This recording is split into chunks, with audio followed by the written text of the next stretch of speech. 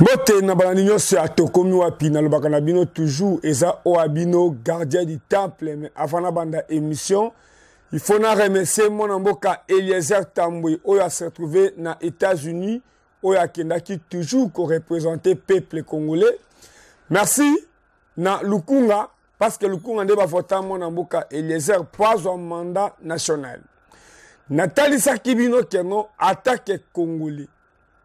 Attaque o abino o akosaka bino te nani azonyo kola ba congolais ezana ba congolais oyo tango mokonzi mboka akenaka na mikila poto abengaka toujours ba congolais bozonga na mboka na bino boya ko inverser na mboka na bino ezana diaspora o bazo charger biloko na ba conteneur o bazo na biloko port on entra de port à l'état.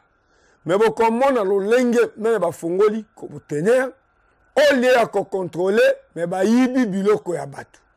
Pe biloko ya ba orphelin, muto aza italien, ayoka kalingala te, ayoka chiluba te, mais aza un souci à bana. Mais muto aza peut-être déclara. Oh, aza peut-être mokonzi, azo sala na port. Azo représenter l'État, azo représenter yo, azo représenter nga. Déclarant azo représenter mukolo conteneur. Mais yo fongoli, o contrôler biloko eza na 4. Ozui ba biscuit ya ban, ozui ba chips ya ban, ozui miliki ya ban, ozui ba fromage ya ban. Est-ce que c'est normal?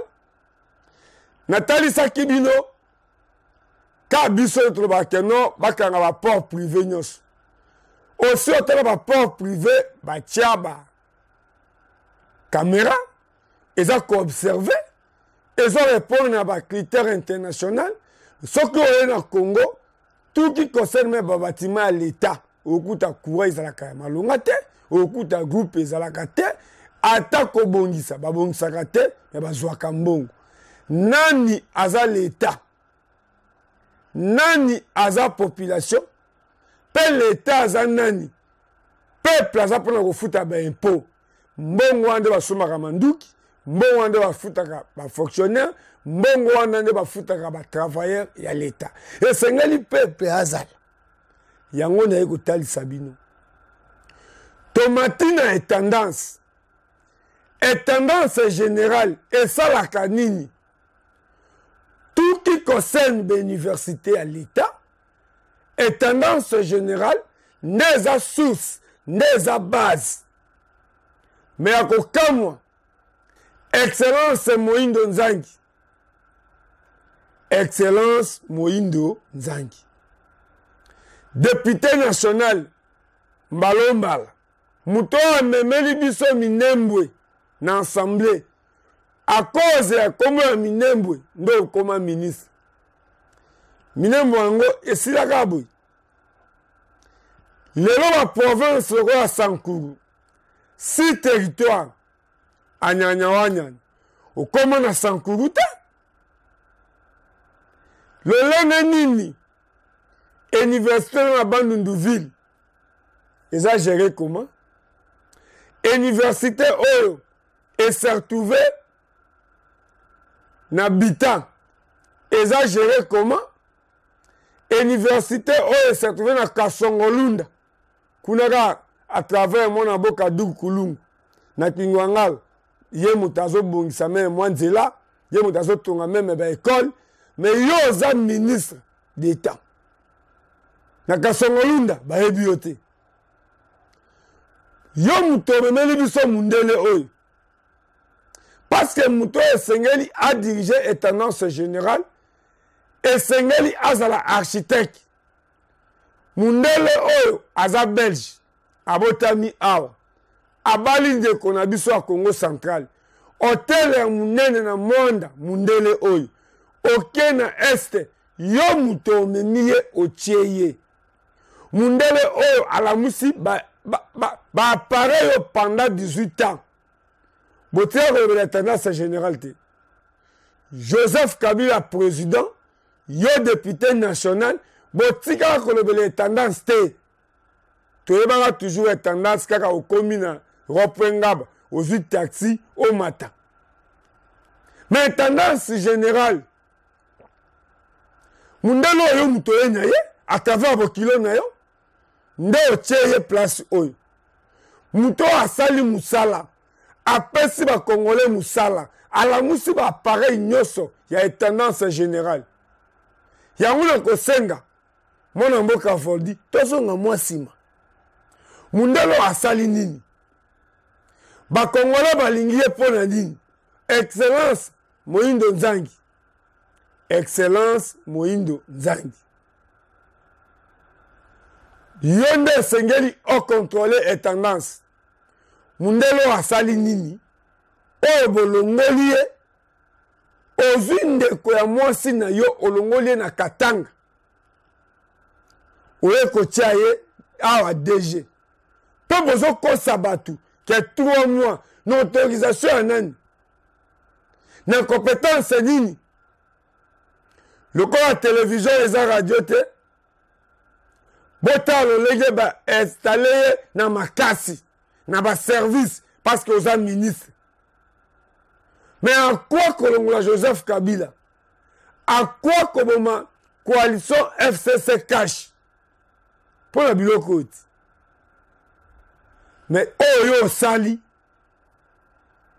Le corps à télévision et la radio te. Botala.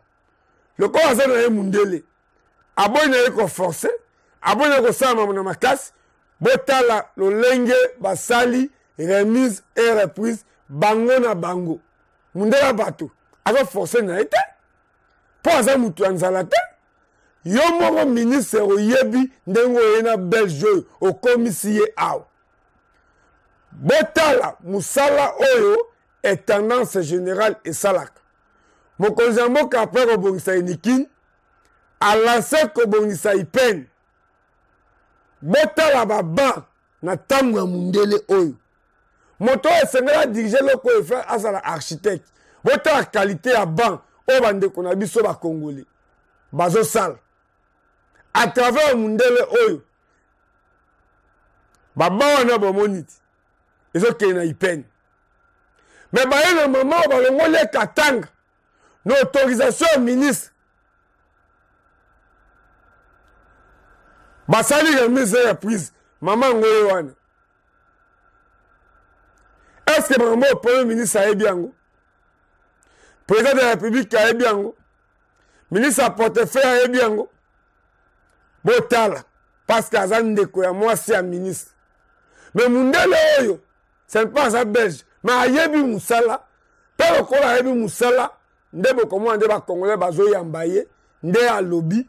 Mais ba tche maman oyo. Tant le président qui est États-Unis a discours, au mboka moïmbe ningani, koto le ministre Azakuna, koto atindi remise et reprise.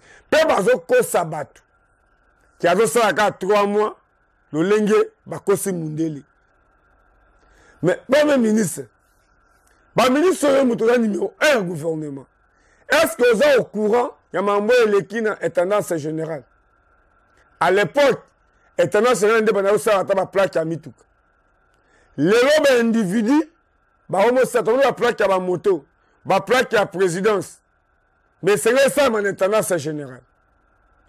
Marc a gagné ça à banane. Yango le bino bino qui est président de la République. Ngai naza soldat de la République. Nazo représenté ba valeur. To sala combat pour na bati valeur te. To sala combat pour na valeur. Yango ata discours na yo ba congolais ba yambi yango. Oh mona mboka excellence Moindo Nzangi a sali. Eza normal te. Ce qui est qui normal. Ba congolais ba mettre la mundelo maboko te. Mais à cause de Minembwe, nda comme ministre. À cause de Minembwe, nda le kana masolona député. Les lois congolais va retenir ni. Université dans le Mami 0. Na Ngandajika 0.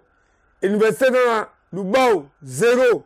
Na Sankuru 0. Na Grand Équateur, na Grand Bandundu. Est-ce que Excellence Moïndo Nzangi a eu expliquer ça température ya l'université. Aussi autant université à mon amboka matata ponyo privé. L'université privée est une valeur qui est à l'État. Combien d'universités à l'État où ils en forme?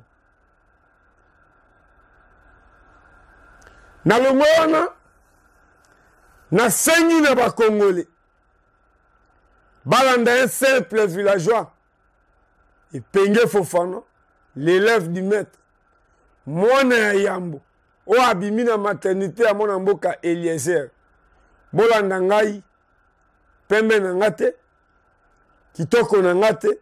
Mais makambo naza koloba. O amoni keza ya malonga. Ayoka ngai. Na lobi hein. O ayoki ke o naza koloba. Naza na 40 ate. Naza na 50 ate. Naza na âge ya bibero. Mais o naza koloba pona mboka na ngai. O amoni keza mutuya asimba yango. Nani naza koloba? Mwana ya Yambo ya mwana mboka Eliezer. Mwana ya Yambo ya villageois Eliezer. Mwana ya Yambo o abimi na maternité ya mwana mboka Eliezer. Azoloba nini? Nazolobela mboka. Naza député ta. Naza ministre ta. Mais naza mwana ya kolo lopango. Nalobi boye, président de la République, après kolobela mboka, accueilli une émission na ba journaliste ya France F4. Yango na kosenga boka na qui concerne l'élection, qui concerne ba opposants, qui concerne la République, qui concerne 145 territoires, qui concerne les Congolais, na 19 minutes, soy na kosite. Président lobi nyos. Yango na sengi bolanda. Monsieur le Président, bonjour. Bonjour, Monsieur Boisbouvier. Monsieur le Président, ici à New York, devant l'Assemblée générale, vous avez prononcé un discours dans lequel vous avez dénoncé sans détour l'agression militaire directe du Rwanda contre votre pays. Vous avez aussi demandé à l'ONU d'être plus transparente sur ce qu'elle sait à ce propos. Pourquoi ce cri d'alarme? Est-ce que vous avez l'impression que ne vous êtes pas écouté? C'est plutôt un cri de vérité, pas d'alarme, parce que les alarmes ont été données à plusieurs reprises pardon, dans la région à travers les ONG et autres organisations. Il fallait absolument ce cri de vérité pour que le monde entier sache ce qui se passe réellement et qu'on arrête avec cette hypocrisie, cette cécité et qu'on voit le problème dans son entièreté. Et c'est ce que j'ai fait. Alors ce mercredi, à New York, vous avez accepté de rencontrer votre homologue rwandais, Paul Kagame, en présence du Français Emmanuel Macron. Vous étiez réticent apparemment, mais vous l'avez fait quand même. Le principe d'un retrait des rebelles de Bunagana a été acté, mais on se souvient que la rencontre précédente avec Paul Kagame, c'était à Luanda le 6 juillet, ça n'avait donné aucun résultat. Est-ce que cette fois-ci, vous avez un calendrier pour ce retrait? Bon, d'abord, il faut que je précise par rapport à l'initiative française, vous savez, c'est la France qui préside le Conseil de sécurité en ce moment. Et le président Macron avait pris contact avec les deux chefs d'État, donc avant l'Assemblée générale, pour qu'on prenne rendez-vous ici à New York et qu'on parle de ce sujet. Donc, de ce côté-là, il n'y avait aucune objection de ma part. Et puisque je vous ai dit que mon but ici était de venir lancer un cri de vérité, j'ai continué sur cette même lancée dans cette réunion que nous avons eue autour du président Macron, le but étant d'obtenir dans un premier temps le cessez-le-feu et le retrait inconditionnel de Bunagana des M23, mais ensuite de rentrer dans le processus de paix tel que nous l'avons décidé à Nairobi, c'est-à-dire avec la fin totale des violences à l'est de mon pays. Et bon, en termes de calendrier, il n'y a pas vraiment un calendrier précis, mais il dépendra du déploiement de la force régionale qui est en train d'arriver. Le Burundi est déjà là, le Kenya, c'est pour bientôt, et la situation se clarifiera à ce moment-là.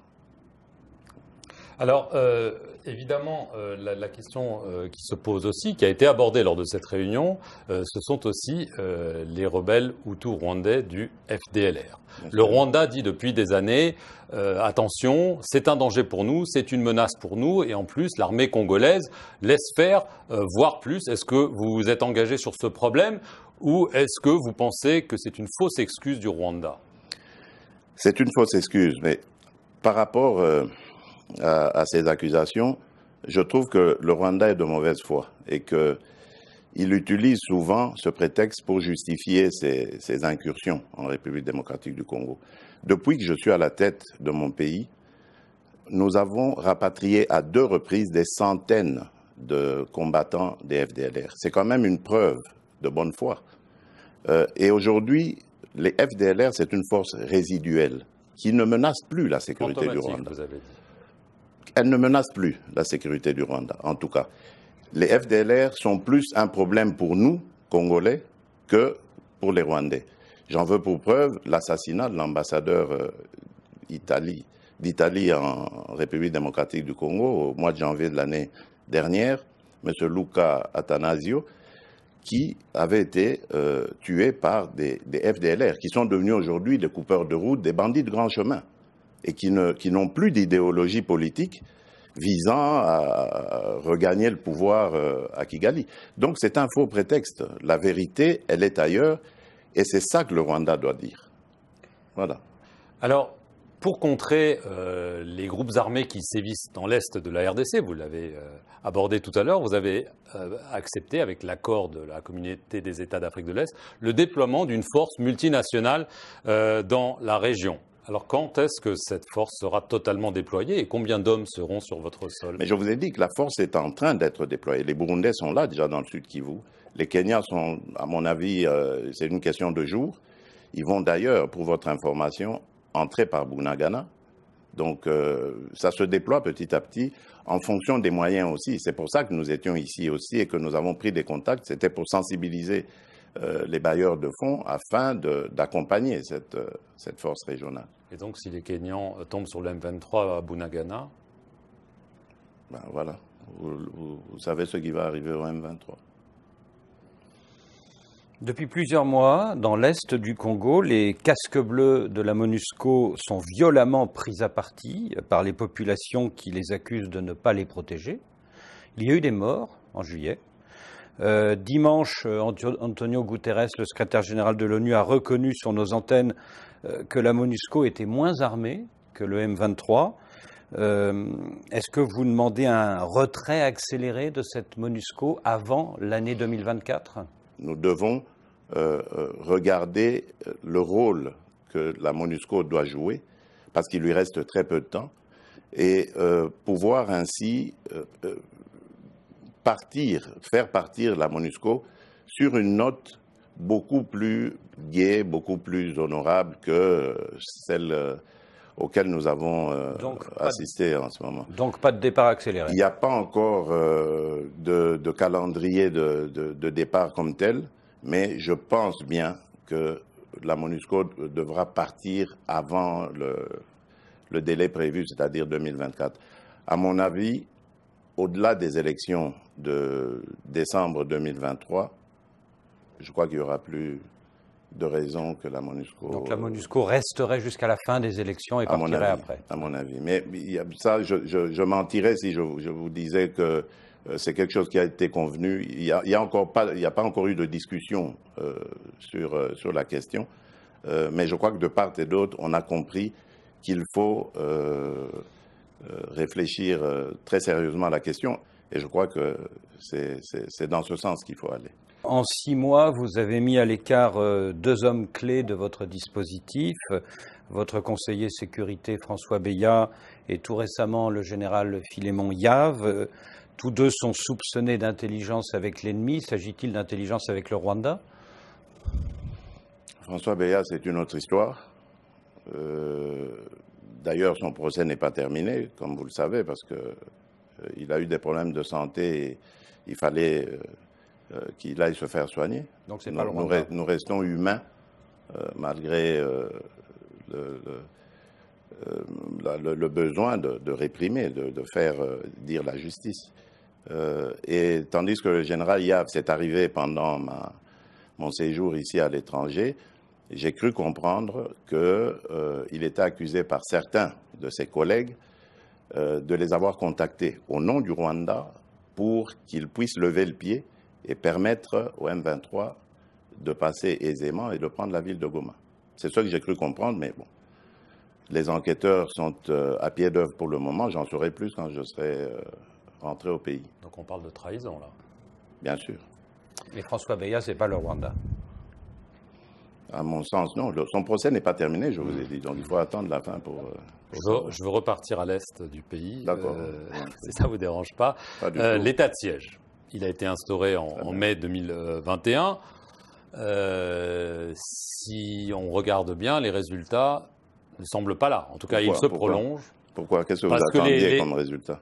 Qu'il y ait moins de violence, que les groupes armés sévissent moins. Ça fait une vingtaine d'années qu'il y a de la violence. Pourquoi est-ce que vous avez, vous, un baromètre comme ça sur lequel vous savez mesurer quand est-ce qu'il y a eu plus ou moins de violence? Non, je ne crois pas. Est-ce que vous avez un premier bilan à nous donner? Ben oui, mais je crois déjà que les groupes mafieux ont été pour la plupart neutralisés. Je crois que vous avez quand même appris que les recettes de ces provinces ont fait un bond en avant. Donc ça veut dire que l'état de siège a eu au moins du bon de ce côté-là, celui de sensibiliser les ressources et donc pouvoir maintenant les injecter dans des programmes de prise en charge de ces groupes armés afin de les désintéresser de cette question, parce qu'il y a aussi le côté pauvreté, chômage et tout ça qui les avait amenés dans ces activités. Il y a en Ituri, par exemple, plusieurs groupes armés mono-ethniques qui se battaient justement pour des raisons ethniques, qui ont fait la paix et qui sont prêts à complètement sortir de ces activités. Donc, il y a une lueur d'espoir, mais évidemment, je ne dis pas que tout est parfait.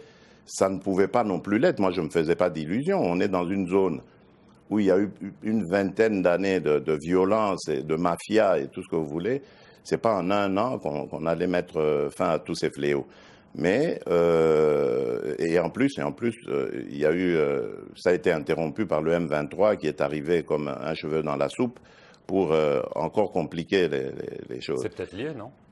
Oui, sûrement. Mais tout ça, il faut le démêler, il faut le comprendre. Mais la détermination est là. Combien de temps, Monsieur le Président? Jusqu'à quand l'état de siège? Avant la présidentielle, quand même? Oui, bien sûr. Il faut pour que les gens sachent. Je vous ai parlé d'élections tout à l'heure quand j'évoquais la MONUSCO, le départ de la MONUSCO.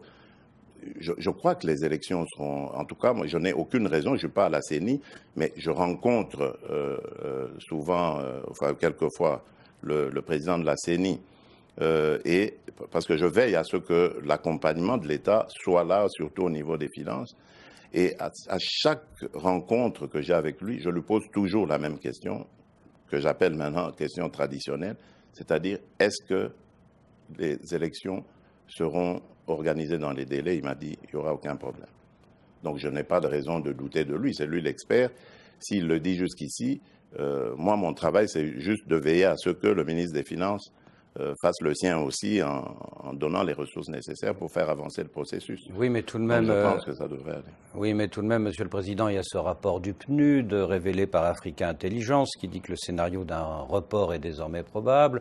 Il y a le fait qu'il n'y a pas de calendrier électoral encore pour l'instant. Faites très attention à ce qui a été publié là. Faites très attention parce qu'il y a eu beaucoup de manipulations. J'ai vérifié auprès des responsables du PNUD eux-mêmes. Ils n'ont pas affirmé cela. Ils m'ont dit très clairement qu'ils n'ont jamais émis d'avis pessimiste. Jamais. Donc ça, c'est une récupération qui est sûrement l'œuvre de nos opposants.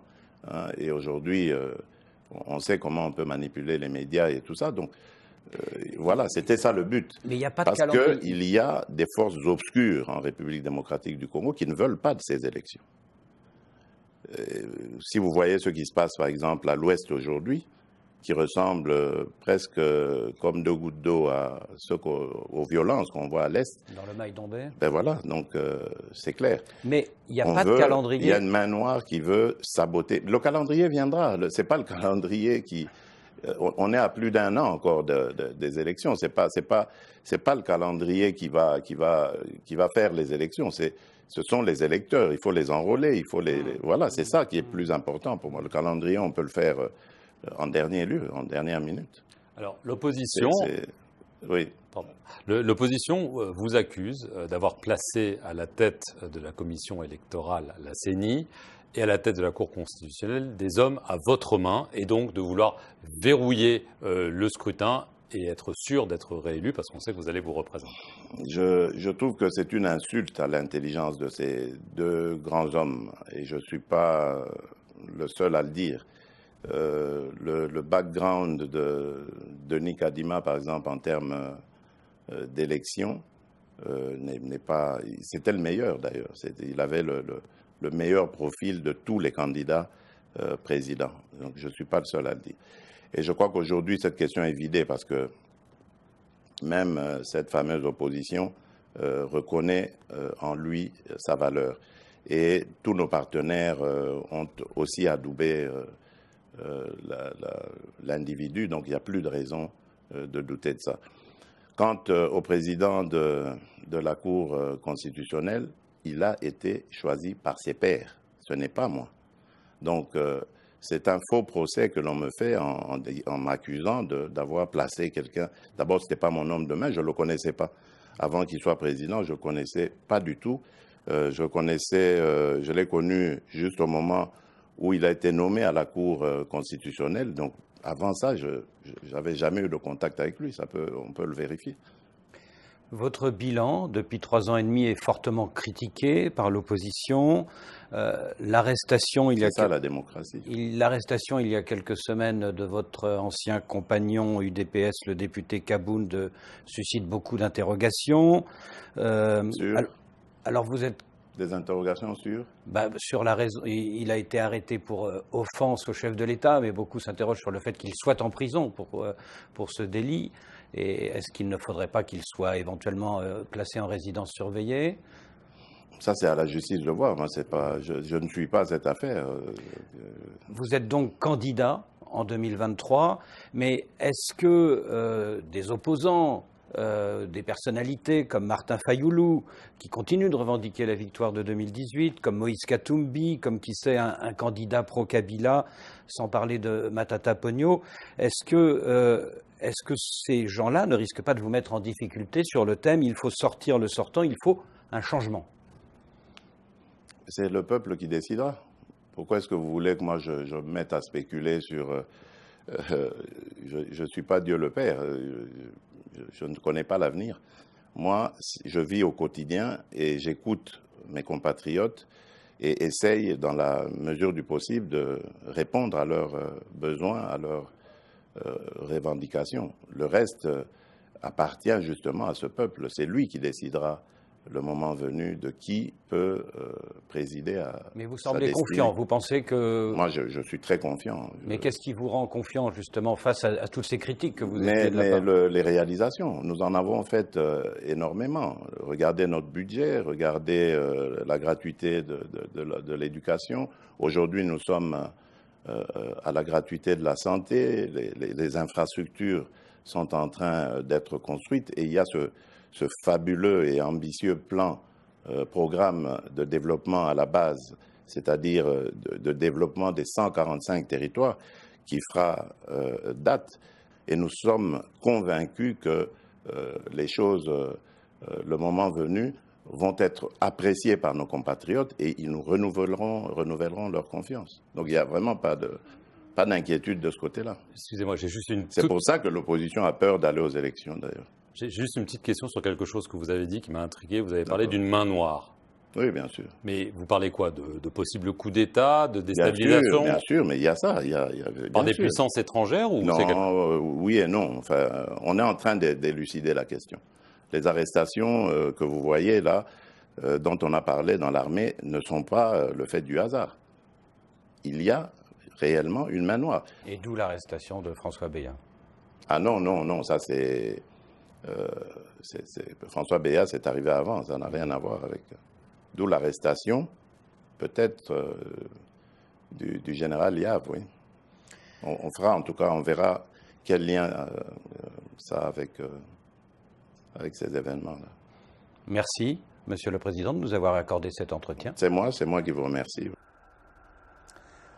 Passage mon Mboka, il y a président de la République, moi na Maman Marthe, moi na Etienne Tshisekedi, oh lelo azo représenté République Nabiso. Tout ça à longa, à l'obini. Après avoir que le président est revêtu de son courage légendaire de dénoncer tout haut, moi, Toussaint Alonga, je lui demande une chose, et à notre peuple, de rentrer au pays, de prendre la parole, appeler notre peuple à une mobilisation générale. Expliquer à ce peuple que nous sommes menacés en tant que peuple. Nous sommes menacés dans notre fondement comme nation.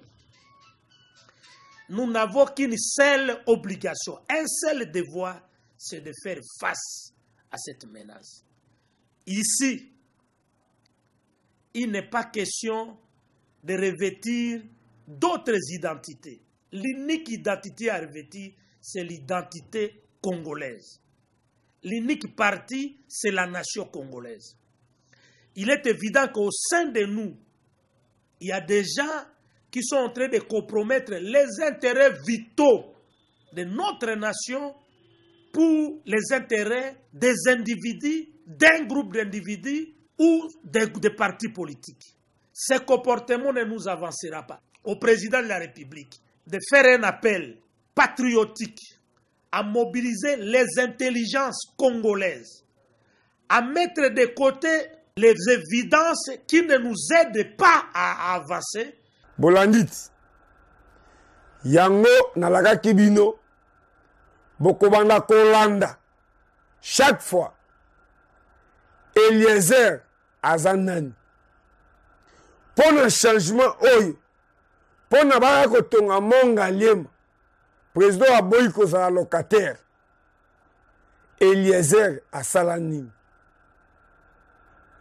Elongo, Namanix, Amos, Zolozol, Makesela, et Penge Fofana, Didier Kikou, yango basalaka équipe ya tokomi wapi. Mentor ndenen Eliezer Tambo. Naloba na bino ke boko banda kolanda. Eliezer asala nini. Na bando zoba vidéo ya 2011.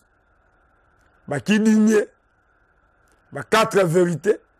Poto okoma na 7. Toya okoma na tokomi wapi.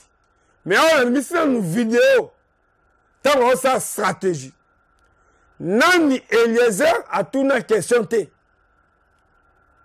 Tabokota bilongyo et sengeli bo respecter bango. Bakoro combat de ba Toussaint Alonga. Bakoro combat de ba Retouam. Bakoro combat de ba Beteyo. Tango Retouam aza député na 2011, 2006, yo zala kawapi. Tango Toussaint Alonga aza député ya 2011, yo zala kawapi. Tango mona mboke Eliezer azo représenté qui dit mieux 4 vérités 7 tokomi wapi yo zalaka wapi. Bonjour honorable. Bonjour honorable. Madame. Otiko ya yeko sala nini na Béatrice Hotel. Na kolanda présentation ya candidat na biso azaka moko président Félix Tshisekedi Chilombo. Azaka moko ou bien bazo négocier pour na bazala na candidat moko. Bon, biso toza na candidat ka moko wana. Ouais. Biso ba UDPS na ba allié à UDPS. Ouais. Mais siko bino bato a UDPS na allié ceux qui bolobi boza na candidat ka moko. Wana eza lokola bolobi que pas question de négocier parce que biso toza déjà na mutu na biso. Tobi pe bongo te. Tolobi que toza na candidat na biso. Eza candidat président Félix Tshisekedi. Mais tant qu'on va revendre la messe à négociation, on est comme makambo likolo. Et comme na niveau na bango, biso toza sima na bango tozo landaka oyo bakozwa comme décision. C'est ça. Honorable Henriette Wam, candidat wapi? Ngana za candidat na Funa. Moté mezo beta yo parce que comme on avait bimaki na liste ya bapaya. Donc bako confirmer to bako confirmer. En tout cas, wana eza makambo ya lokuta. Likama confirmer za wana na sens que ngambo na sali ba démarche pour na ko contredire les kamboango. Na kotisi mukanda na ambassade à France, nazo la réponse ambassadeur et d'ici là kalamingité. Naza moté makimia. Merci honorable. Merci Ndekwelester. Honorable Toussaint Alonga Mbote. Bolingi mo pesa nanano mbote ya ki collègue. Mbote nde. Kalamingité to koma pe ba collègue na bino. Ouais mais ça bino. Ouais mais ça voilà. Mais c'est la même botte. Voilà, yo liga koloba mingi te. Boye ko sa nini. Oh là là, aujourd'hui c'est un grand jour. Oui, yanini. Hein? Futur président de la République Félix Tshisekedi Tshilombo. Lelo akolaki sapolele programme na ya ko bimisango. Mais c'est là-bas l'homme qui était à l'oreille de Tshisekedi Etienne. L'homme qui a l'oreille de Félix Tshisekedi. Oh oui. Ouais. Même considération, même estime. Mais bien quelque chose a bougé. Non, rien n'a bougé. Rien n'a bougé. Parce que ça bouge. Tu as dit même dans Genval. Pour na Tshisekedi, même ceux qui n'ont pas Félix à son temps, il faut mon ami Silabé. Il y a un Zoloba. Oui. Et quelque chose a bougé ou bien? Non, rien n'a bougé. Oui. On est là. Voilà, na lingina zo mettre tout ça en longa mais mutuna moko. Est-ce que c'est normal monsieur l'abbé ya que to ne maponomisa que to kunda Tshisekedi? Est-ce que c'est normal? Bon, ça va, je répondrai. Voilà, merci. Limisagai maître Toussaint Alonga na Béatrice Hotel na cadre nini pona nini? Na cadre nini biso na congrès na biso ya Puna. To proclamaki solennellement na ba militaire ya biso en travers toute la République que candidat na biso président de la République eza Félix Tshisekedi. Et parce que nous voulons assumer ba propos na biso comme des grands responsables, voilà pourquoi tozawa na lingi na yokaye na comprendre ba grande ligne ya projet de société na et puis na faire valoir ngo auprès de nos militants. Pourquoi tu soutenir? Pourquoi on a dit parce que Toussaint Alonga a député à Tembe dans le Parlement, en Assemblée nationale. À part le fait sa qualité d'être avocat, Azamutu parmi bateau la kamutema parce que Andi Makabindi melate. Mais Félix on dit mieux pour Nazamwana Tshisekedi ou bien on dit mieux pour Nakolanda mon PP à UDPS. Tout nous a convaincu en tant que Toussaint Alonga le pourquoi du choix. Merci. D'abord, il faut évacuer. Je suis dans un parti où un grand combattant de l'indépendance a mené combat wana Bolikango. Que l'histoire est troquée autour de Kombo na combat na. Et tout tali combat ya Bolikango. Rapprochement est entre l'UDPS na Puna. Le fait de ce rapprochement, première raison, et ça dit que naza nanga mwana. Deuxième raison, l'histoire ont rappelé biso que Félix a toujours combattu à côté de son père. Ça c'est l'histoire.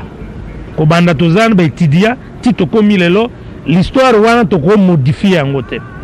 L'histoire aussi rappelle que il est resté na philosophie, na idéologie, ya combat, ya IDPS. Et puisqu'elle ne voyait pas seulement l'individu, voyait l'institution qui est IDPS, oh yazo diriger les lots. C'est au nom de l'institution, nous devons devoir y makambo ebele. Parce que l'IDPS, c'est une institution qui mérite d'être respectée au regard du parcours nango depuis 82 tilelo. Toussaint Alonga, lelo combat ya Tshisekedi UDPS Tshisekedi, mais nous avons Toussaint Alonga te kosala ndenga décidaka pona ko bunda avec détermination pona rapatriement ya corps ya Tshisekedi, mais tolingi to kendeka élection mais mutu wana neti tozo bosana kaye. Bon, jamais naïb soki ngana sa politique eza pona tatawana. Tatawana yaki na campus biso mutu to memaye na chambre na comme étudiant. Eza na politicien te markangai kobanda étudiant le roi. Je détiens na ba phrase ya yé oyo to vala ngo comme répétition. Mais seulement qu'il faut distinguer contexte. Contexte au tozanango lelo ils ont gêné biso na makambo ebele, entre autres enterrement ya papa Tshisekedi. Alors nous prenons acte que balingi ça le matin. Est-ce pour autant que tout bon mabato? Non. Nous faisons le combat dans le sens que biso lobby to gouverner. Et lorsque nous allons prendre les règnes à pouvoir, to réagir favorablement na ba question ana. Il faut considérer entre temps moi sinaye maman Marthe parce que biso nous tozo tambola yé akovanda kati mokolo peut-être makamwane ko salima. C'est vrai que ça fait très mal. Comme on a maman na biso demeurer ba condition. Encore que toza ba africain. Si les autres n'ont pas l'état d'âme bana ba remorte à réaliser yango ce qui va placer qui bango dans les mêmes conditions que maman Marthe ba on a la même réaction que biso. Malheureusement bateau tokoki ko forcer bango te pour na ba réaliser surtout likambo eza social. Honorable Mbote voilà oyaki na hôtel Béatrice ko assister na présentation ya programme ya Félix Tshisekedi nini au retenir et puis ndenge nini au moni programme na retenir que programme na ye atia yango na pilier misatu alobi eloko ya munene ezali moto ya mibale croissance économique et puis ya misato ba cadre macroéconomique ndenge nini ya kosala pona programme mais on penza e frapper nga mingi indicateur oyo alobi surtout na domaine ya santé omoni avant muto loba o lia o sala il faut ozala en bonne santé alobi avec son programme akosala système ya santé oyo ozala universel net mutuel à santé bato bazwa accès à soins en santé et puis indicateur na ye ya munene na oyo asengi ya 10 ans ya programme na ye au lieu ba congolais balongwaka bakendeke na Inde kozwa kisi ba indien nde ba bando yao. Donc moi c'est un indicateur oyo même au côté nango classe c'est un indicateur important. Donc c'est là où moi je me focalise. Donc tant que tu recommandes la compilation ya ba programme ndenge moko outi ko loba yebi ke to kozwa bon moko ya candidature il y a opposition à niveau présidentiel et puis tu as une stratégie moko il y a programme moko pe stratégie à surveillance électorale moko na kanisi na eleko wana so ito sangisi ngalo ngana olinga penza o wana ya IDPC zanga te na auto sana programme comme maintenant ozomona yango na oyo ya candidat na bino Jean-Pierre Bemba est-ce qu'ils sont diamétralement opposés ou bien ils allaient quand même converger quelque part? C'est facile à rapprocher. C'est très facile à rapprocher parce que tu as appliqué le programme Ango à la planète Mars, c'était quand la République démocratique du Congo, quand en faveur des Congolais. Donc intersection à Bisso. Ce qui nous unit est plus fort que ce qui nous divise. Il y a tout ça la unité dans la diversité. D'ailleurs, nos différences constituent une richesse. Les années mosaïque, balingara mosaïque ezaki toko poani. Pour na ba couleur et belette. Attaque une couleur ezala bien mais mosaïque eleki kitoko. Merci beaucoup. Yango na tuni na diaspora oyo somba mapango na mangengenge. Lelo botoli bango mapango. Boyibo kozongisa bango bambongo. Nani azoyinisa président et pas ba congolais. Est-ce que le ministre de l'Habitat est présent? Est-ce que le ministre de la Santé est présent dans le domaine? Tout le monde va médecin va marcher. Ils vont réclamer transport na bango, ba droit na bango. Est-ce que ça m'a bé? Na lobi boye. Diaspora à France, il y a Belgique, il y a Allemagne, il y a Angleterre, il y a Afrique du Sud, il y a Brazzaville, il y a Angola. Oh, ba somba mapango na mangengenge. nani esengeli alobela bango eza ministre habitat mwana mboka puisse mobile mais lelo ministre affaires foncières eza INC lelo est-ce que ezotambola malamu ndoki ya congolais ezala ndeko na ye congolais bato bazobundisa vision ya président de la république kaka baministre oyo esengeli bateka image ya chef de l'état bango bato bazoteka président de la république mabe yango natunaka eza bien koloba Faci Beton Kayasa nde nani Zelo nde nani Sima nde nani nani aza mwelon ministre azo mérité à représenter président na domaine na ye Bougumese azo mérité à représenter gouverneur na place na ye autorité en sécurité eza ministre intérieur lelo kuluna azo sala lolendo kolika bato nyonso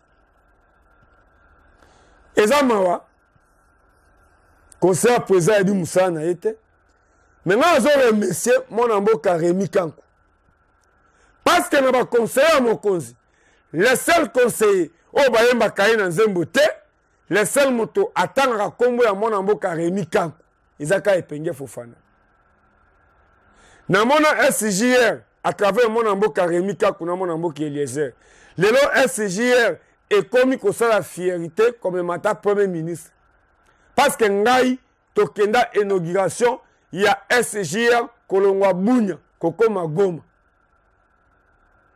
yango na toujours faut respecter mwana mboka Eliezer à travers na ye de na yebi SJR tokenda na SJR Lubumbashi tokenda na SJR na Kasai pour la kiko sen shit katende tokenda mwana mboka Rémi Kankou na mwana mboka Eliezer kotalisa lolenge babiloko ya shit katende eza kopola na entrepôt ya Onatra. Merci monsieur le DG ya SCPT ex Onatra mwana mboka honorable Mouton. C'est ça que là où on attend kombo ya mwana mboka Rémi Kankou o asungaka président o asalaka musala ndenge esengeli oyoki zuwa ina kotanga ota kato mwa ba conseil bazokota boloko boy na balolendo bobosani ke boza bana misala ya président de la république bozo représenter ye esengeli baye babino na Sankuru baye babino na Katako Kombe baye babino na Loja baye babino na Chumbe baye babino na Kole na Lomela na Lisala na Bwende na Bumba na Angenga mi ba conseiller président mami komisi na balolendo kosomba mituka osala kabilanga te osala bateau de pêche te ko ozorata mbisi na fleuve nyonso ozozwaka oyo mbongo eutaka wapi mwana mboka Rémi Kankou aza mutu ya bavoiture te aza mutu ya bamusicien bayemba ye te yango mpe nazosenga na bamusicien congolais boni biyembayemba boye biyembayemba bomemela biso bafrapper boyela biso bashekula koyembaka bato moto asalaka bilanga te koyembaka bato moto aza na bateau de pêche te koyembaka bato aza na plantation ya café te akwa koyembaka mutu meloba ake makala bomona jama ya kabunu o jama ya kabunu 500 giga lelo aza wapi biyembayemba mpo bapesi yo $10,000 omitunaka te nazwi $10,000 moto mbongo yango awuti nango wapi bamise congolais mawa na nyonso bareprochaka bino na poto ezaka mabe bamusicien congolais IGF aye aosala mosala ya mutu bokomisi IGF ekomi lokola ondire studio boyembaka yembaka estce papa na biso alenge eti aza na besoin ya mabanga na bino ayambi bino abi to accompagner vision ya mokonzi ya boka ekomi na moto nyonso IGF otuni ye IGF elingi eloba nini agence de finance elingi eloba nini boni biyembayemba boye Alpha Blondy ayembaka bavaler Salif Keita ayembaka bavaler yoka ba musicien wana baza ba évolutionner na bamboka na bango eza mawa eza oabino epenge Fofana lobby ekozala Richard Pangi tête à tête na epenge Fofana na kotikala ko bwaka yo te po ozo représenter rien Rémi Kanko représentant ya chef de l'État bayemba epanani omona shit katende azokima mbangu azokende boy aolakisa keno shit katende bayemba yango mena yebisi bino keno pona pasteur o mukolo église o ba panzi caméra to komi wapi o ba beti ba Didier ba Mazola nde bozomona ba vidéo bisep c'est bimisa mona kasaiti les seules provinces o ba wela ka avion eza Kasai na loja ba wela ka avion te na Sankuru ba jamais na mona vidéo ke bazo wela avion na Buma ba wela ka avion te na Lisala ba wela ka avion te kana Mbujimai muta simi biye bazo tindikana bazo temsa na bakiti peut-être ba pasteur puissant aw na respectaka deux pasteurs Kasaye Claude Kabundu Alesa soka kiti Mbujimai ninganaka soki walesa kiti na Mbujimai babi même nzalesi la pour ani ne sengweye nous avons des pasteurs Kasaye au lieu au tondité aux oluka promenade to komi wapi aux anzambete soko olingi ba respecter yo mo banda ko se respecter depuis au tonga église na yo au moins tu as ko filmer parce qu'il y a un problème parce qu'il y a un problème de caméra to komi pe kikuna ngana respecta ka muto ko la pasteur évêque Mukuna na 2008 ce qui n'a micocité volcan etomboki pasteur Mukuna loba que non bana nyonso ya aseka o azana bombo o azana fufu o azana ballon boya kopesa na commune Kinshasa tomo olege commune Kinshasa etonda na biloko ka Eliezer o bozo monela oyo azaki mutu ali boso na covid ya kokita na Mbujimai maza Elia Kinshasa na Lukunga mais mandat est national kokende ko pesa batolo ko akolia est-ce que musala a député eza okende ko kaba fufu ya okende ko kabelamba ya okende ko kabakis masala appel de fonds pe bato basalisa ye pe amema biloko akenda nango ezala ba chaise ezala ba beki akenda na Mbujimai akenda na Mweneditu akenda na Kabinda akenda na Sankuru na ki pasteur na yo osali ni na Kasai to na pasteur nigérien na ba avion to na pasteur nigérien na ba banque boma la chapelle des vainqueurs te tala école a tongi aw na limité bino mo botalo lenge ba beti ba cameraman Mazola Didier Kikou comme journaliste pas bazui bango ba ko tia bango na église parce que baboni bango peut-être basa ba ndoki ba bango milimu mabe pasteur otuna kite Eliezer azan aux États-Unis to kende na yo tina suka pour depuis otonga église na yo ole sabisote o pesa biso microta to yaki na église parce qu'il y a un problème le roi mi commission premier ministre yo président de la république au kotalake côté ya bible ndenzamba pesi yo mais ba pesi yo makasi ya kobetisa batute parce que ba pasteur ba komi na ba policier ba pasteur ba komi kotango na ba manduki boti ya kokosa batu soda salama kobeta masasi basala munduki kotire yango boyeli biso kosambelela basoda kosala papa basoda bazalaka na baomonie na bango oguta omonie catholique aza omonie musulman aza depuis quand oya koyembela basoda na camp depuis quand on m'a dit aventure M23 oyo parce que on place au ça ba baisse bo tia on a internet oyo ndebo simbi to komi wapi na nzoto to kende na waka boye ma tina suka Binisa biceps na Kasai. Sobela bato ya bougement ata avion. Que tant au serre ça lo lenda au kende bougement, ba ba keno pasteur na biso. Moi je respecte les gens comme Muto Modi Kembe. Allons aux États-Unis, à tongeli biso maman dans l'hôpital là. À quel bougement a tongé école. Puis à ça continuer comme ça. Passer ngelo bani. Ce qu'on lingi ba respecter yo peut respecter bat. À quoi qu'on a mis l'église, mais passer on a passé au sur la raté. Oh passer tel ba les poison, mais à quoi on a passé en Zambie beaucoup. Je respecte Pascal Moukoun. Je respecte Claude Kabundouales. Bino moko bota la image. Lolenge ba beti ba cameraman na biso. Avant mo bengi Eliezer bo senga pardon. D'abord biso toko limbisa rabinote. Merci.